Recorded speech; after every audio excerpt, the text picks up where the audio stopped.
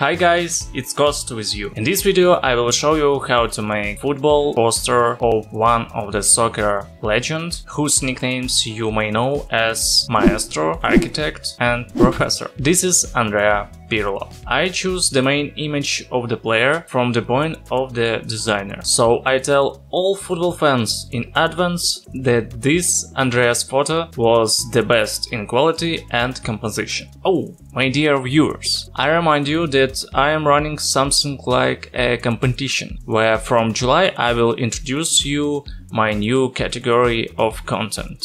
And I will interact with you, my dear viewers, more closely. You can find out all the details in the video right here. So, if you're ready, let's go.